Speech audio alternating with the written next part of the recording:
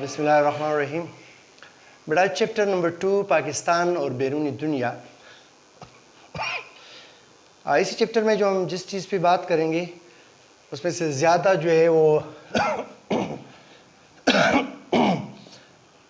خارجہ پالیسی ہے، اور خارجہ پالیسی پہ ہم ڈیٹیل سے بات کریں گے کیونکہ اس کا سمجھنا بہت ہی اہم ہے. جب تک آپ خارجہ پالیسی کو نہیں جانتے ہوں گے تب تک چیپٹر کو میرے خیال میں سمجھنا بہت ہی مشکل ہے. اگر ہم جغرافیائی حیثیت کی بات کریں، اہمیت کی بات کریں، تو لیٹ سپوز ہم کہتے ہیں یہ از دا میپ آف پاکستان. ٹھیک، سپوز کریں، ڈرائنگ میری اتنی اچھی نہیں ہے، صحیح ہے.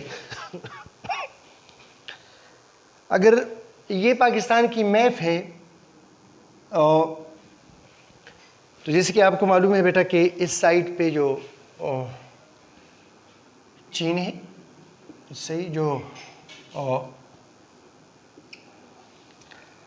نارتھ تو مشرق ہے، مشرق کی طرف ہماری بھارت، اور یہاں پہ جو ہے نا وہ وحیر عرب، مغرب کی طرف ہمارا ایران، اور یہاں پہ افغانستان ہے، مطلب کہ شمال مغرب کی طرف. اب بیٹا اہمیت کی اگر ہم بات کرتے ہیں تو ہم کہتے ہیں بھائی آپ کے گھر کا لوکیشن کہاں پہ ہے، آپ کا گاؤں کہاں پہ ہے، اور جس جگہ پہ آپ کا گھر واقع ہے، مطلب اگر یہ روڈ کے کنارے پہ ہے، سٹی میں ہے، تو اس کی اہمیت کیا ہوگی. تو روڈ کے کنارے پہ یہ صحیح ہے، وہاں پہ جو ہے آنا جانا، گاڑیوں کا آنا جانا،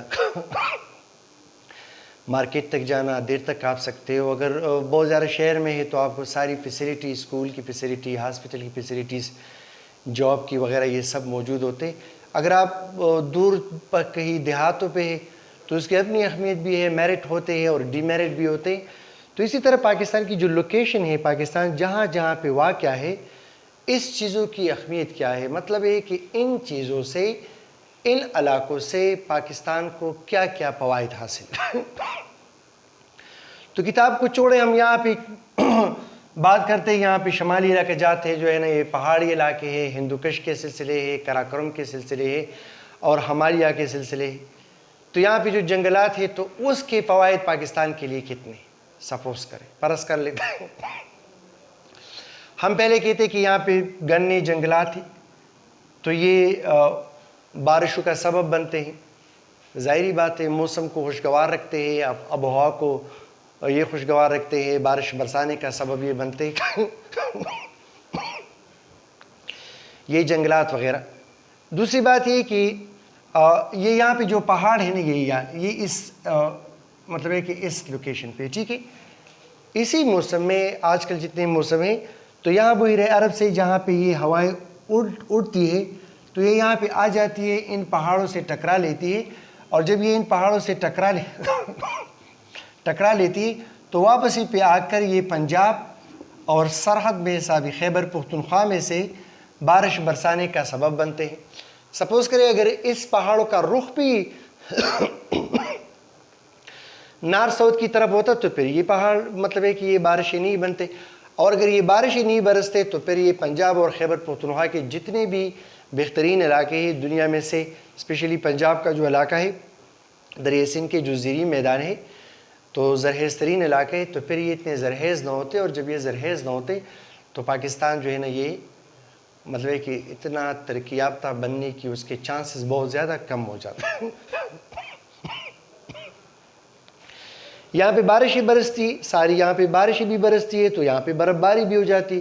تو برف باری جب ہو جاتی ہے تو سال ہر سال ہمارے جتنے بھی دریا وغیرہ آ جاتے ہیں، اس سارے دریاؤں کو پانی دینے کا یہ ایک سورس کے ذریعہ ہے. مثلا اگر ہم یہ کہتے ہیں یہاں پہ دریائے سندھ ہے، آ جاتا ہے، خیبر پختونخوا میں سے آ جاتا ہے پنجاب میں سے، اور پنجاب میں سے آ کے پھر یہ سندھ میں سے آ جاتا ہے، ٹھیک. یہ بالائی علاقے ہو گئے، یہ میدانی زیریں علاقے ہو گئے. تو یہاں پہ جو ہے نا ایک اور دریا آ جاتے ہیں، 5 دریا، ستلج، بیاس اور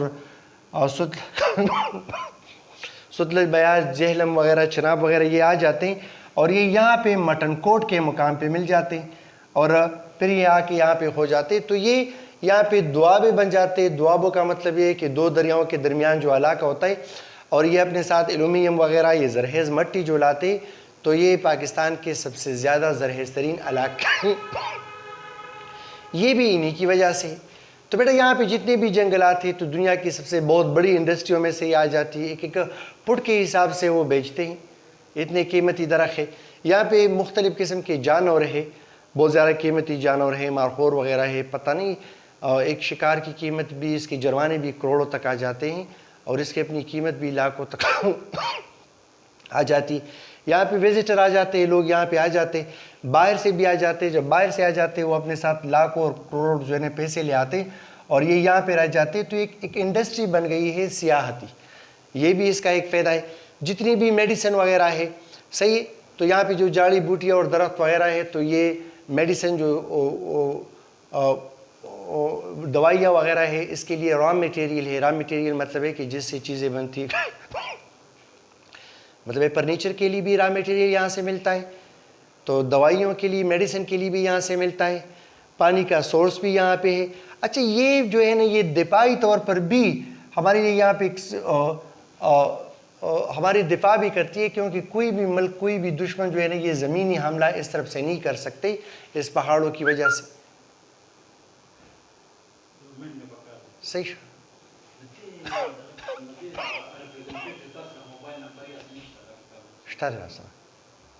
آکسفورد والا آشتا قال دينا كلاس هلا بهذا الدرجة يساري لك بذا كلاس شاتكوما سي. تو یہاں پہ زمینی اٹیک وہاں پہ نہیں کر سکتے, یہ بھی ہماری اس طرح کے لیے محافظ ہے.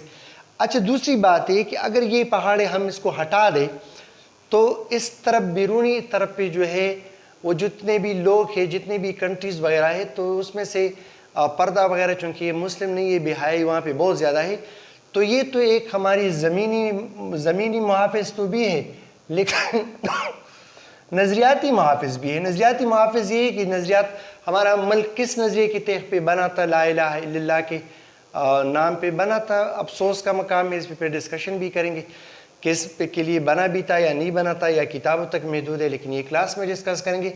تو نظریاتی طور پر بھی یہ محافظ ہے کیونکہ ان لوگ کے شر اور فساد سے ہم لوگ محفوظ ہیں.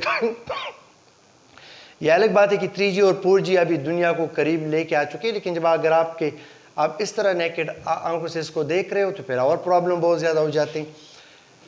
اگر یہ پہاڑ نہ ہوتے تو یہاں پہ جتنی بھی برف برستی ہے, ٹھیک ہے,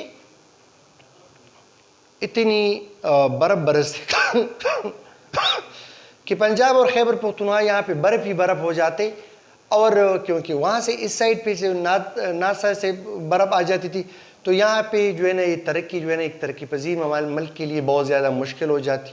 ٹھیک ہے, ان پہاڑوں کی وجہ سے یہاں پہ چشمے آ جاتے ہیں, پانی آ جاتے ہیں, موسم کو خوشگوار کرتے ہیں, بارش کا برسانے کا سبب بنتے ہیں, ہمیں را میٹیریل جو ہے نا فرنیچر کے لیے دیتے ہیں, ہمیں دوائیوں کے لیے دیتے ہیں, ہمارے لیے محافظ ہے, انڈسٹری ہے اور ٹورزم وغیرہ کے لیے. تو یہ ساری چیزیں جو یہاں پہ موجود ہے پاکستان کے ناردرن ایریا میں ہے, اس کی اہمیت پاکستان کے لیے کتنی زیادہ ہے تو اس پہ ہم بات کریں گے. ٹھیک ہے, تو یہ تو ہم جنگلات کی بات کر رہے ہیں, پہاڑوں کی بات کر رہے ہیں. اب انڈیا یہاں پہ ہمارے سائٹ پہ ہے, مشرق سائٹ پہ ہے, تو اس کے میرٹ کیا ہے, ڈی میرٹس کیا ہے. بحیرہ عرب جتنا آپ جانتے ہو کہ جتنے بھی علاقے جو ہمارا ٹریڈ وغیرہ ہوتے ہیں, جتنے بھی ہمارے سی پورٹ وغیرہ ہے, بندرگاہیں وغیرہ ہے, وہ یہاں پر اور اسی کی وجہ سے ہم سارے ممالک کے ساتھ بزنس وغیرہ کر سکتے ہیں. ایران بھی ہمارے اسلامی ملک ہے, افغانستان بھی اسلامی ملک ہے, اس کے ساتھ ہماری معاشی ثقافتی اور عمرانی یہ سارے تعلقات اس کے ساتھ ہے. اگرچہ کس ملک کے ساتھ کون سا ٹینشن ہے یا نہیں ہے اس کو بھی ہم پڑھیں گے. اس میں سے ہم یہ بھی پڑھیں گے کہ خارجہ پالیسی کیا ہے. تو خارجہ پالیسی کیا ہے؟ خارجہ پالیسی آپ کے بچوں کے گھر میں بھی ہوتا ہے. کچھ باپ کہتے ہیں بچوں کو بھائی یہاں پہ آنا ہے, آپ کو یہاں پہ نہیں جانا ہے, اس کے ساتھ اٹھک بیٹھک کرنی ہے, اس کے ساتھ نہیں بیٹھنا, اس بندے کے ساتھ آپ کو تعلقات رکھنے ہیں, اس کے ساتھ آپ کو نہیں رکھنے ہیں, اس کے ساتھ تم تعلقات رکھو گے تو وہاں پہ جاؤ گے تو آپ کے لیے فائدہ ہوگا, وہاں پہ نہیں جاؤ گے تو آپ کے لیے فائدہ ہوگا, اس لوگ کے ساتھ ملو گے تو نقصان ہوگا. جو مطلب ہے کہ کلاشنکوف کلچر ہے، جو نشے والے لوگ چیزیں ہیں، مطلب ہے کہ جو آئس وغیرہ وغیرہ استعمال کر رہے، وہاں پہ تم جاؤ گے تو سب سے پہلے نقصان آپ کو دے گا۔ تو جس باپ کی اپنی گھر کی خارجہ پالیسی بہترین ہوتی ہے، اس کے بچے اکثر جا کے بہترین بن جاتے ہیں، وہ سبق پڑھنے کے قابل ہو جاتے اور وہ معاشرے میں سے اچھا مقام لیتے۔ لیکن اگر کسی باپ کی خارجہ پالیسی صحیح نہیں ہے، وہ بچوں پہ چیک نہیں کر رہا ہے، اس کو ٹائم ٹیبل کے مطابق جو ہے نا اس کو سمجھا نہیں رہا ہے، اچھا کیا ہے برا کیا ہے، اس میں آپ کا فائدہ کیا ہے، اس میں نقصان کیا ہے، ایٹیکیٹس کا مینرز پہ خیال نہیں رکھتا، تو وہ بچے برباد ہو جاتے اور وہ بچے اپنے ساتھ گھروں کو بھی برباد کرتے رہتے۔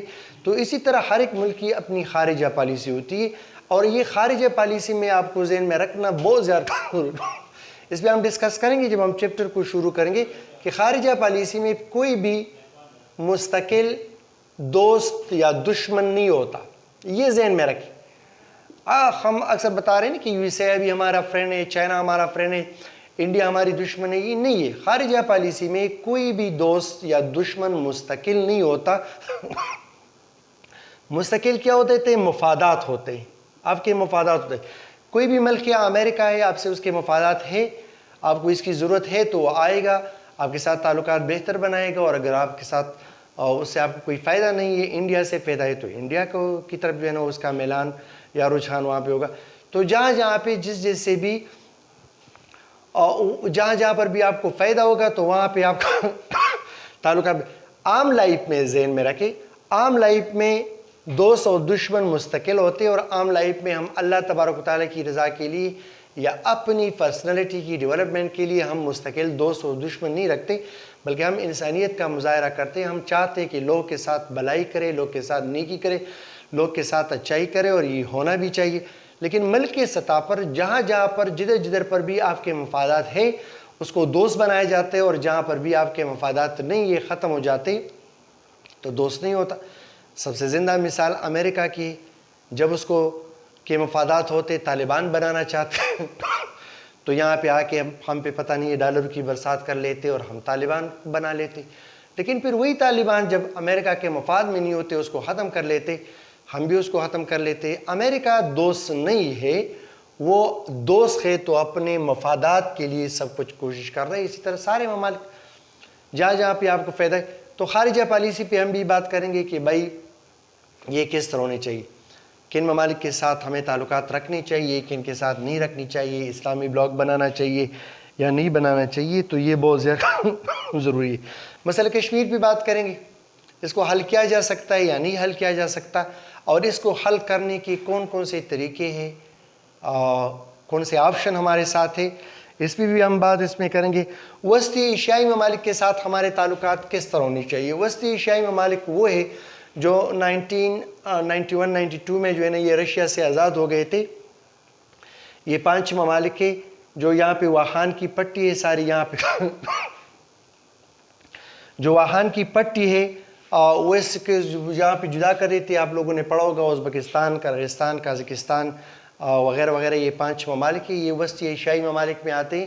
اور اس وسطی ایشیائی ممالک کی اور افغانستان کی اپنی کوئی بندرگاہ نہیں ہے، مطلب ہے کہ کوئی سمندری یا پانی کا راستہ نہیں ہے، تو ان ممالک کو ہم نے راہداری دی ہے اور وہ اپنی تجارت اسی پہ کر رہے ہیں، تو یہ بھی ہمارے ساتھ بہت زیادہ سارک ممالک کیا ہے، اس کے ساتھ ہمارے تعلقات کس طرح ہونی چاہیے۔ امریکہ، چین اور یہ جو بڑے بڑے ممالک ہیں اس کے ساتھ تعلقات ہونے چاہیے یا نہیں ہونے چاہیے، اور کس طرح ہونی چاہیے، اور دنیا میں امن لانے کے لیے ہم کیا کر سکتے ہیں۔ رستے امریکین امریکہ دے زار د چینشی، رستے امریکین امریکہ دے زار د چینشی، واړم چې ټوله دنیا مینه مینه مینه شي، او پاکه د ازغونه د ایشیا دغه لمنه شي، واړم چې ټوله دنیا مینه مینه مینه شي۔ تو ساری دنیا میں ہم امن، اخوت اور بھائی چارے کا فروغ کس طرح کریں گے، تو یہ ہم سب پڑھیں گے۔ اس میں سے ہم یہ پڑھیں گے بھی نہیں بلکہ ہم پھر اس پہ سوچیں گے کہ بھائی ہماری خارجہ پالیسی کس طرح بنانی ہونی چاہیے، ٹھیک ہے۔ جو ہمارے ساتھ جو نیبرز ہیں، ہمارے ساتھ جو پڑوس ممالک ہیں، اس کے ساتھ ہمارے تعلقات کس طرح ہونی چاہیے، ہمیں کون سی بلاک بنانی چاہیے، ہمیں کون سی بلاک نہیں بنانی چاہیے۔